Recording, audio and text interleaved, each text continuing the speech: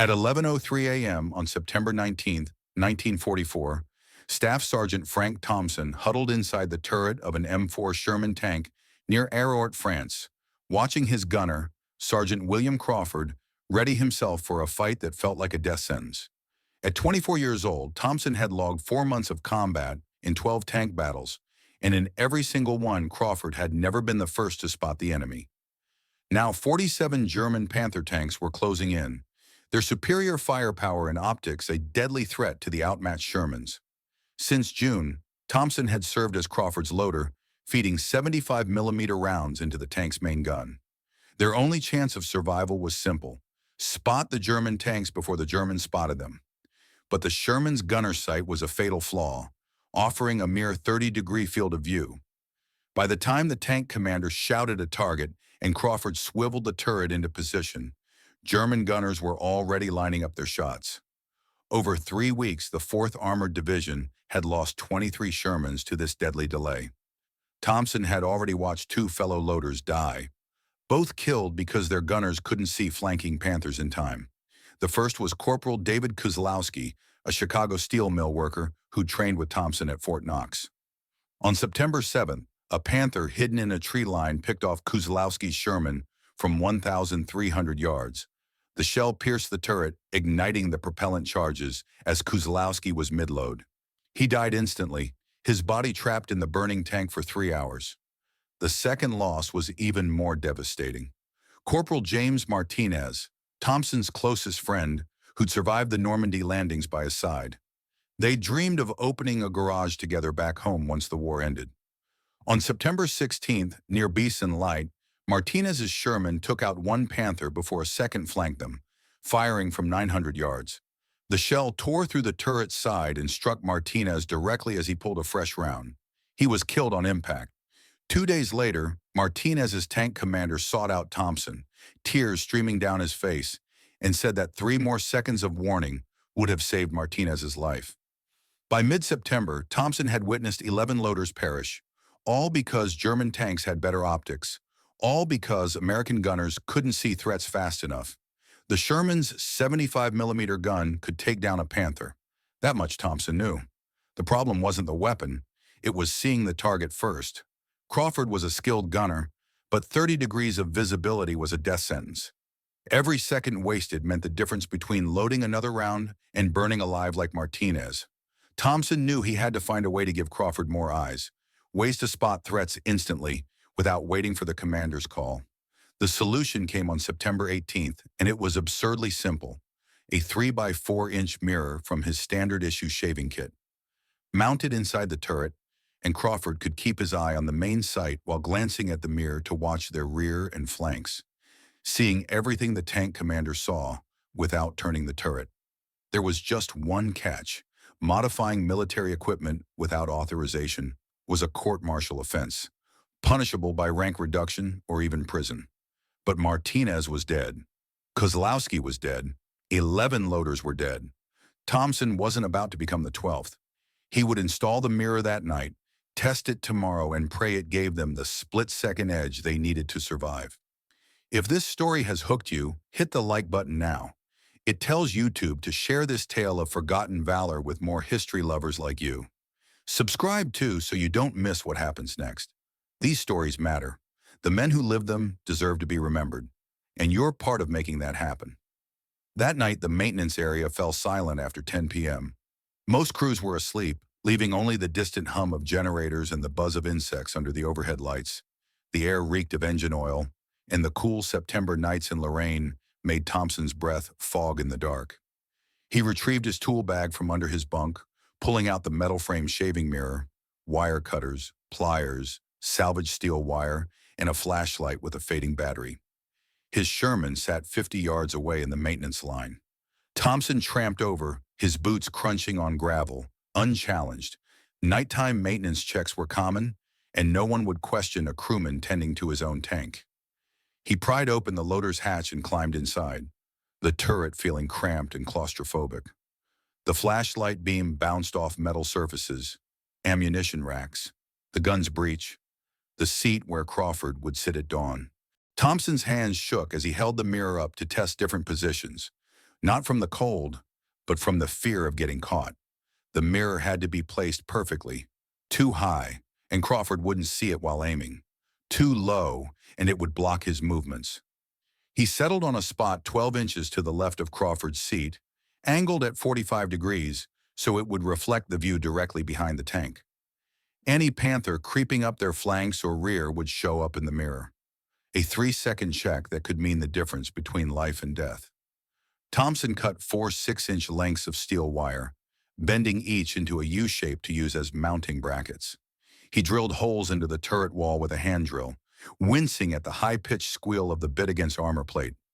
Every few seconds he froze, listening for the sound of approaching footsteps, but the night stayed quiet. The installation took 40 minutes. His fingers slipped repeatedly, the flashlight rolled away twice, and he dropped his pliers more than once, each clatter sending his heart racing.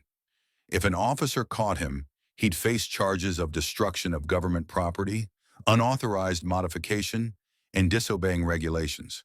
But right now, those charges felt like a small price to pay to avoid burning to death in the turret.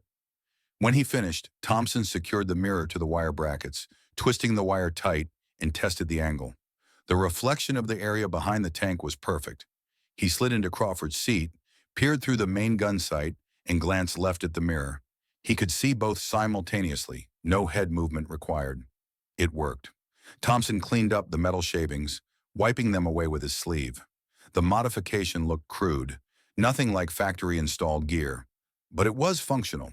In the clutter of the turret, ammunition, radios, fire extinguishers, a small mirror might just slip past inspection. He climbed out at 1:30 a.m., walked back to his bunk, and lay awake in the dark, staring at the ceiling, his mind fixed on tomorrow's battle. The 4th Armored Division was set to move out at 7 a.m. Intelligence reports confirmed Panthers in the area, elements of the 5th Panzer Army, determined to halt Patton's advance into France. Tomorrow would be a tank battle, no doubt about it. Either the mirror would work, or Thompson would die like his friends. In tank combat, there was no middle ground. You shot first, or you burned.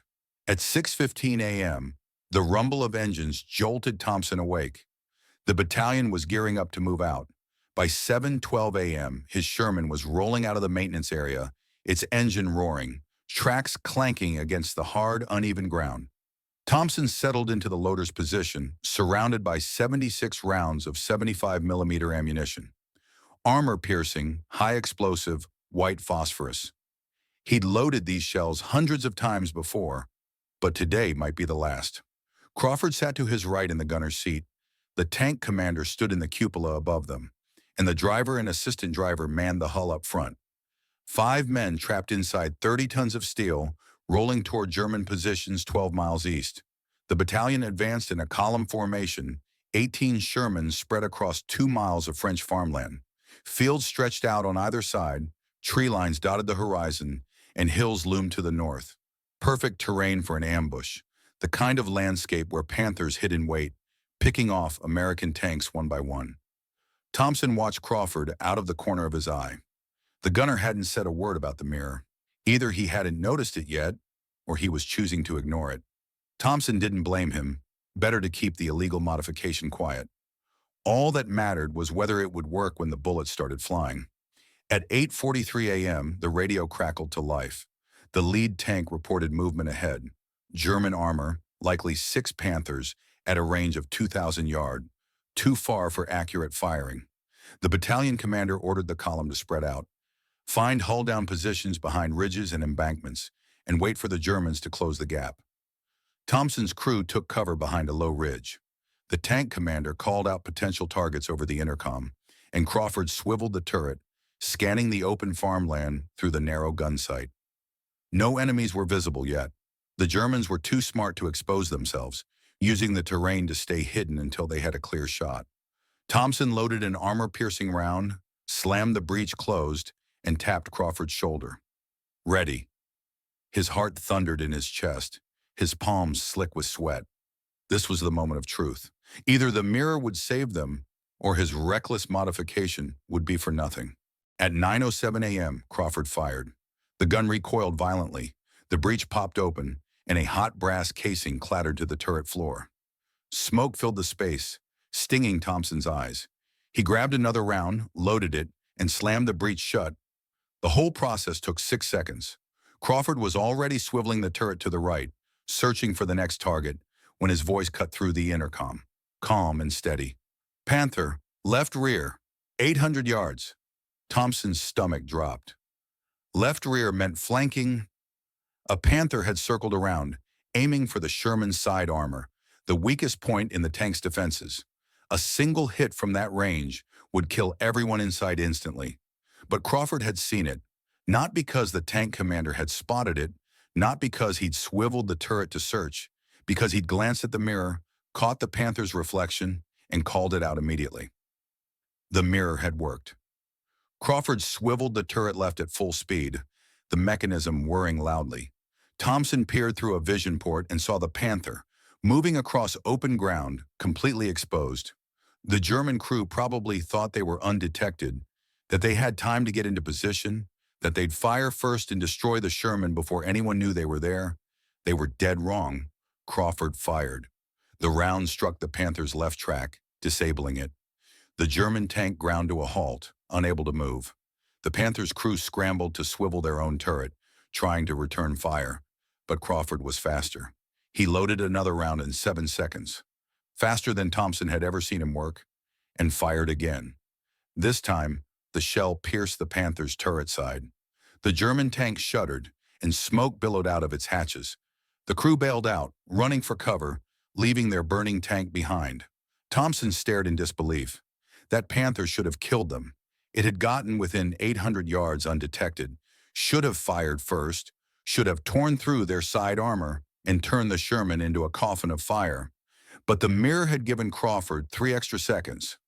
3 seconds to spot the threat, 3 seconds to swivel the turret, 3 seconds to fire first and win. The tank commander's excited voice blared over the intercom, asking how Crawford had spotted the Panther so quickly. Crawford said he'd glanced left and seen something in his peripheral vision. The commander didn't press further. He was too busy directing the crew toward the next target. The battle raged for 40 minutes.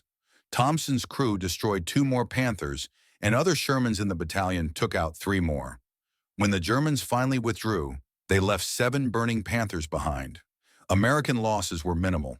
2 Shermans damaged, none destroyed, no one killed. It was a victory that would have been unthinkable just a week earlier. After the fight, the crew returned to the maintenance area. Crawford climbed out of the turret, found Thompson, and stared at him for a long, quiet moment before his eyes drifted to the mirror mounted inside the turret. He reached out, touched the metal frame, adjusted the angle slightly, and tested the reflection of the area behind the tank. Then he turned to Thompson, his voice low. "When did you install this?" Thompson told him the truth. He'd done it alone the night before. It had taken 40 minutes, and it was completely illegal. He'd risked court-martial because Martinez was dead, and he couldn't bear to watch Crawford die the same way. Crawford was silent for a moment, then said something Thompson would never forget. "This saved us today. That Panther would have killed us if I hadn't seen it. I need you to do something for me." Thompson asked what he needed. "Install one in every tank in the battalion." Thompson started with Sergeant Robert Hayes, Crawford's wingman, who'd lost his own loader 3 weeks earlier when a Panther flanked them and burned the man alive. Hayes had survived with burns on his hands, and his new loader was an 18-year-old kid from Ohio, terrified out of his mind. That evening, Thompson tracked down Hayes, showed him the mirror in Crawford's tank, and demonstrated how it worked. Hayes tested it himself, sitting in the gunner's seat and glancing between the main sight and the mirror, and immediately asked if Thompson could install one in his Sherman. "Tonight," Thompson said, "and don't tell a soul." They worked after 11 p.m., with Thompson handling the tools and Hayes keeping watch for patrolling officers. The installation took 35 minutes, faster than the first time. Now that Thompson knew the exact position and angle, knew how to drill the holes without making the bits squeal too loud. When they finished, Hayes tested it again and declared it perfect. His gunner would now be able to spot flanking threats in an instant.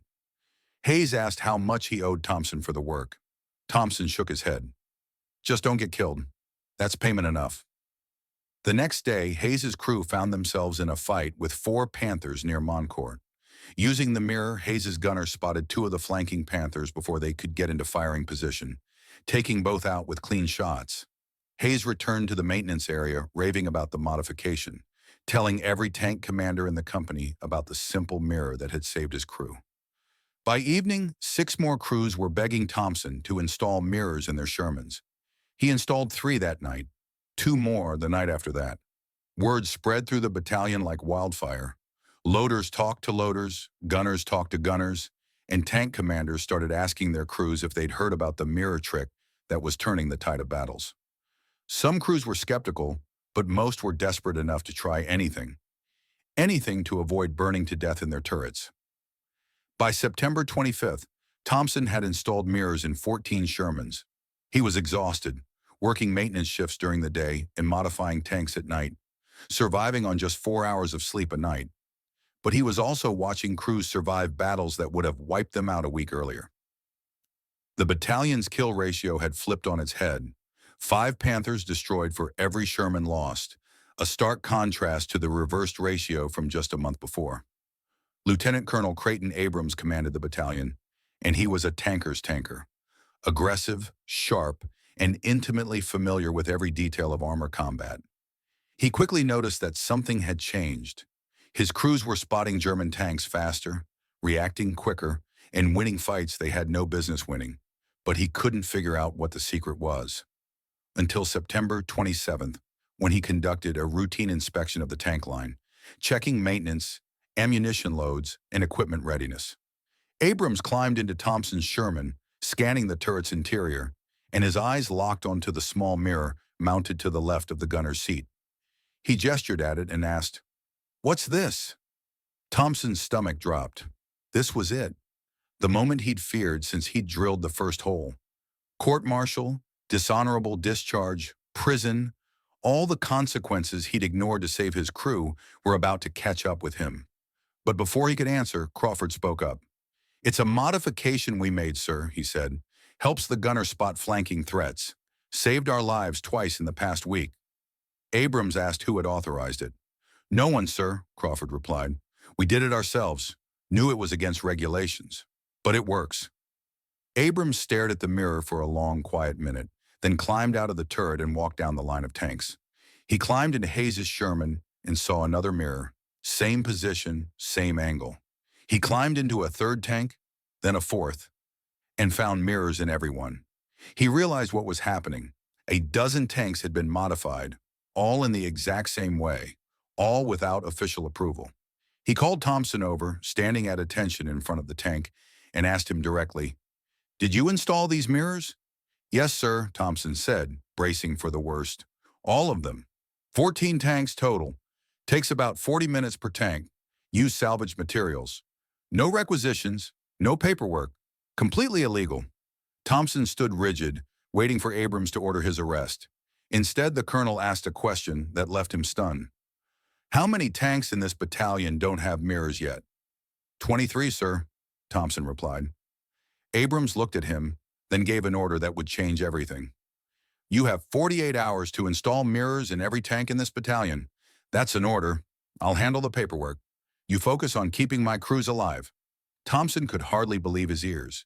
Abrams had just made the illegal modification official, shielding him from court-martial and turning a desperate crewman's trick into a battalion-wide standard.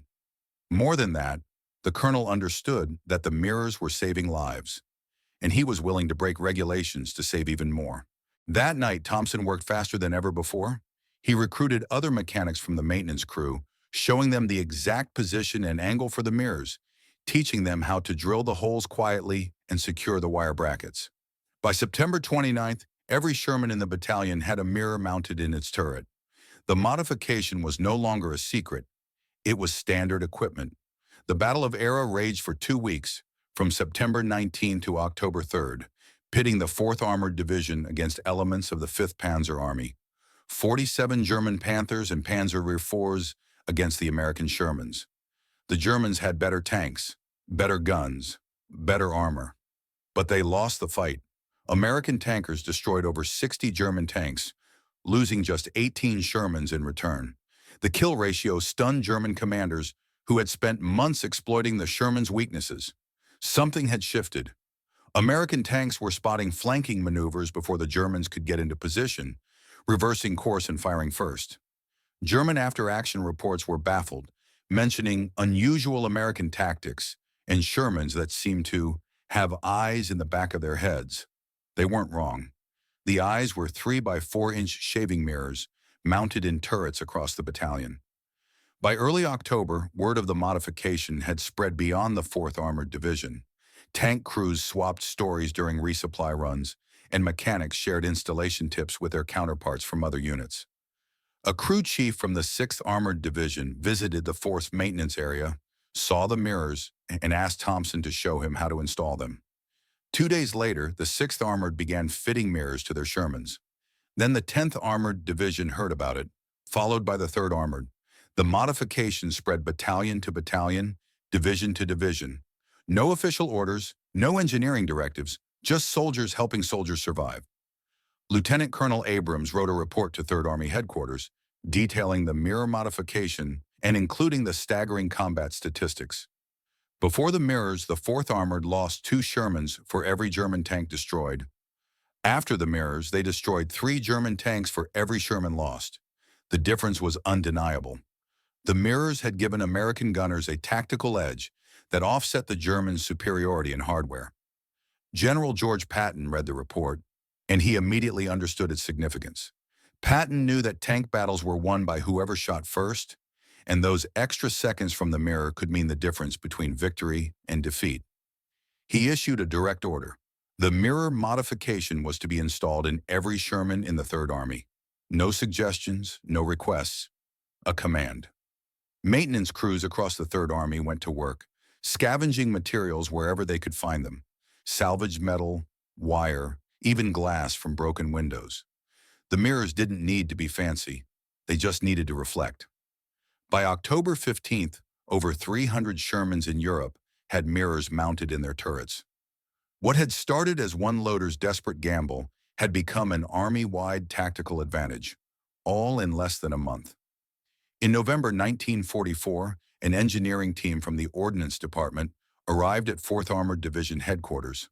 3 officers and 2 civilian engineers sent to evaluate the mirror modification and determine if it should be integrated into standard Sherman production. For 3 days, they inspected tanks, interviewed crews, and tested the mirrors in combat simulations, measuring angles, calculating sight lines, and verifying that the modification didn't interfere with turret operations. Their conclusion was unanimous. The mirrors worked, and they should have been part of the Sherman's original design. The Ordnance Department recommended that all new Shermans rolling off production lines be fitted with mirrors in the gunner's position, and that existing tanks in the field be retrofitted during maintenance cycles. The modification would become official, standard-issue equipment, no longer an illegal field hack. But there was a catch. The engineers wanted to redesign the installation, making it cleaner and more professional, using manufactured brackets instead of bent wire and regulation mirrors instead of shaving kits. They also wanted credit, writing reports, filing patents, and claiming the mirror system as an Ordnance Department innovation. Thompson's name appeared nowhere in their documentation. Neither did Crawford's, neither did Hayes's. The official record would state that Army engineers had identified a flaw in the Sherman sighting system and developed a solution. Lieutenant Colonel Abrams fought to correct this, writing letters and submitting reports that highlighted Thompson's role, but his efforts were buried in military bureaucracy. The engineer's version became the official story. Thompson learned about this in December when an officer showed him the official documentation and asked if he wanted to file a complaint. He said no. He didn't care about credit or recognition.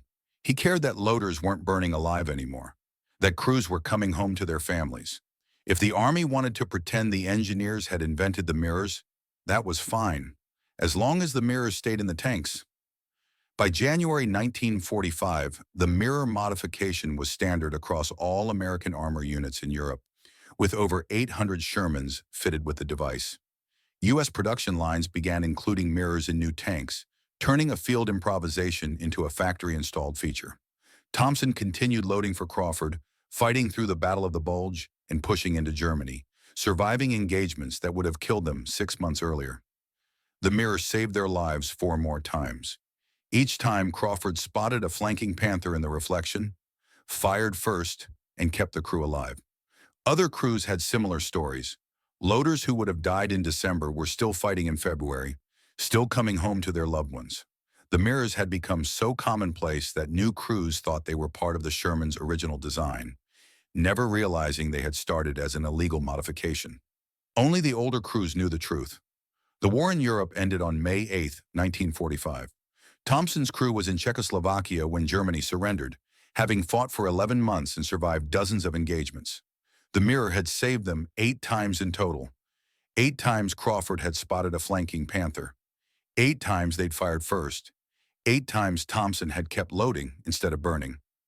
Crawford survived the war, logging 63 combat engagements and 14 confirmed tank kills. He returned to Detroit in August 1945, went back to factory work, got married, and had 3 kids. For 40 years, he kept a photograph of his Sherman crew on his desk. A young, thin, grease-covered Frank Thompson standing next to the tank. Every year on September 19th, Crawford called Thompson to thank him for installing the mirror, saying he never would have survived the war without it. Thompson always brushed it off, saying he was just doing his job as a loader, keeping his crew alive. Thompson stayed in the Army until 1946, then returned to his small hometown outside Pittsburgh, Pennsylvania. He worked in a steel mill for 32 years, the same job he'd had before the war, pouring hot metal, operating heavy machinery, and working long shifts. He married in 1948, had 2 daughters, and lived a quiet, unassuming life. He never talked about the mirror. When people asked about his war service, he said he'd been a loader on a tank crew and left it at that. No mention of the modification, no mention of saving hundreds of lives, no mention of changing how American tanks fought in Europe. It wasn't modesty. He just didn't think it mattered anymore. Hayes survived the war too, never losing another crew member thanks to the mirror. After the war, he became a high school history teacher in Ohio, and sometimes he'd tell his students about tank combat, about how small, desperate innovations could save lives. He never mentioned Thompson by name. He didn't know if Thompson wanted the attention. By the 1960s, the mirror modification had been all but forgotten. New tanks had better optics and sighting systems, and the Sherman was retired to museums. Veterans looked at the old tanks and remembered the war, but few remembered the crude mirrors that had once saved their lives. Thompson's contribution had been erased from the official record, not intentionally, but through the slow grind of bureaucracy. Field modifications weren't considered historically significant. Official engineering developments were. Thompson retired from the steel mill in 1978 and spent his golden years tinkering in his garage, fixing cars and small engines. The same work he'd done on tanks during the war. His daughters knew he'd served in the Army, knew he'd been a tank crewman, but they knew nothing about the mirrors. That changed in 1992, when a military historian researching Sherman tank modifications stumbled upon references to improvised mirror sighting systems in 4th Armored Division maintenance logs, along with a passing mention of Staff Sergeant Frank Thompson. The historian spent 6 months tracking down veterans from the unit, eventually finding Crawford, who told him the full story. Martinez's death, Thompson's illegal mirror installation, the way the modification had spread across the battalion, and the hundreds of lives it had saved. The historian tracked Thompson down through veteran registries. 74 years old, still living in Pennsylvania, still working part-time in his garage. When the historian asked if he'd installed the mirrors, Thompson said yes. When the historian asked why he cared about a story that had happened 50 years ago, he replied that he'd found maintenance logs from over 40 battalions, estimating that the mirrors had saved between 200 and 300 American tank crew lives between September 1944 and May 1945. Thompson just nodded, saying he'd never counted. He just remembered the men who'd come home. That was enough for him. The historian published his findings in 1994. A small article in a military history journal that credited Thompson included interviews with Crawford and Hayes and detailed the mirror's impact on the war. The article reached only about 2,000 readers, academics, veterans, and history buffs, but it was enough to bring Thompson 3 letters, One from a former tank commander who said the mirror had saved his crew twice, one from a loader who'd learned the installation technique from Thompson's crew chief, and one from a veteran who'd left everything in Europe except his duffel bag and discharge papers. Crawford visited Thompson in 1996, driving all the way from Detroit to Pennsylvania. They hadn't seen each other in 40 years, but they talked for 6 straight hours about the war, about the mirror, about the friends they'd lost and the friends they'd saved. Crawford told Thompson he'd spent years writing letters to the Army and veterans organizations, trying to get him recognized, but no one had cared. Too much time had passed. Too many bigger war stories had overshadowed the small, brave act of a single loader. Thompson just shook his head, saying he didn't need recognition. He had Crawford sitting in his garage, alive and well. That was recognition enough. Frank Thompson died on March 14, 2003, at the age of 84, from heart failure. His local newspaper obituary mentioned his service in World War II as a tank crewman with the 4th Armored Division, but it said nothing about the mirror modification, nothing about saving hundreds of lives, nothing about changing the course of armor combat in Europe. His funeral was small, attended only by family and a few friends, until 3 strangers showed up. They introduced themselves as tank veterans, men whose crews had used the mirror modification, who'd read about Thompson's death in a veteran's newsletter. They wanted to pay their respects, to tell Thompson's family what he'd done. It was on that day that Thompson's daughters learned the full story, how their father had risked court-martial to install a mirror in a tank turret, how that mirror had spread across an army, how it had saved hundreds of lives, how he'd never spoken of it because he didn't think it mattered. Today, Thompson's story exists only in fragments. Maintenance logs tucked away in the National Archives, interview transcripts in military history collections, a single paragraph in a book about Sherman tank modifications. Most people who study World War II armor have never heard his name. The mirror modification is a footnote, a curiosity, not important enough for textbooks. But if you visit the Patton Museum at Fort Knox, you can see a Sherman tank from the 4th Armored Division on display. Inside its turret, mounted 12 inches to the left of the gunner's seat, is a small rectangular mirror, 3 by 4 inches, metal frame, held in place by crude wire brackets. It's labeled as a field modification, common in late 1944. No name is attached. That mirror is Frank Thompson's legacy, not the official one, written by engineers and bureaucrats. The real one, the one that mattered to Crawford, to Hayes, to the 200 men who came home because a desperate loader broke the rules to save his crew. That's how innovation really happens in war. Not through committees or engineering teams, but through soldiers who see a problem and fix it, who don't wait for authorization, who risk everything because their friends are dying and they can't stand watching anymore. Thompson installed the mirror to save one man, and that mirror saved hundreds. Nobody remembers his name, but you do now. If this story moved you the way it moved us, hit the like button.